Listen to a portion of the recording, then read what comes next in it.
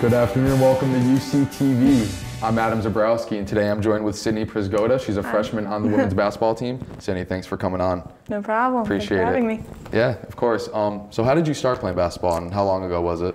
I started playing basketball when I was in 5th grade. My two brothers both played it, and so I was just always at their games, and then my dad was kind of like, aren't you going to go out there? And so then I did, and then I started since then. So it kind of runs through the blood. Got pressured into it a little bit. Yeah, but I'm here for it. It worked out. So who would you say some of your idols or heroes were growing up? I mean, anybody, not even just basketball. My parents. They taught me so much about time management. I have two brothers, as I just said. We all played sports, multiple sports, and both my parents worked full time, and they managed to get us all to every practice and have dinners, whether it was like McDonald's in the drive-thru, but it's still a family dinner. We were all in the car together, practice to practice. But that's how we all got so close, because we just were everywhere together. They taught me so much. So I'm sure you can thank them for time management right now, seeing how college is, especially with the sport. But seeing that you're from New Jersey, how did you come to Utica? What drew you here as opposed to some other in-state schools? So I knew I wanted to go away. What really got me here, though, ironically, is the weather. I wanted the cold. Yeah, I wanted the cold. I wanted the snow. And so actually the other day I was just saying how there was not a lot of snow up here, and I was getting really sad about it. Thanks for the jinx. Yep, then the whole snowstorm came, and then my mom was here that weekend, and she goes, oh, so the one time we come up, it decides to snow, so this is why you came here. And I was like, yeah, just so you can go away every time. So you're happy with your choice, I'm guessing? Yes. So go back to your senior year at Freehold High School. You averaged 14.4 points. You had over 5.3 rebounds per game. Currently, you're upholding those numbers here. I mean, you're averaging a double-double. How were you able to kind of step into the collegiate level and produce right away? Are you surprised by this? To be honest with you, I thought I was going to get water for everyone this year. And then I went in a couple scrimmages, and the buckets just started falling for me, and then they kept falling for me. And then I don't know how it's happening, but I'm here for it. I mean, I know there's parts I have to work on, but I've been working on my foul shots specifically because I feel like that's my weakest point. And that's helping too. The last game, I just had 11 points in foul shots alone. So it's just, I don't know if all my baskets go in, but I get fouled a lot, so it helps.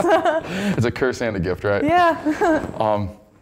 So how does it feel, I mean, you talk about you thinking you're going to get water for everybody, and then you get numerous Empire 8 Rookie of the Year, the Rookie of the Week awards. Yeah. How does it feel to get named to that honor multiple times? It's amazing. When I first won it, I didn't know I won. My friend Emma, she was following them on Instagram and told me, and I was like, I didn't even know, A, that was an award, or B, that they had an Instagram. And so immediately I followed, and it's just so I'm shook. There's really no other way to describe it. I'm grateful. Surreal feeling, probably. Yeah. I thought I was getting waters. That's all I thought. Rookie of the Week, though.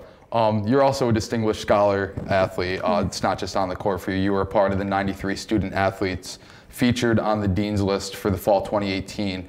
So, I mean, you talked about the time management with your parents, but how do you find balance between academics and then on the court stuff, especially as a freshman?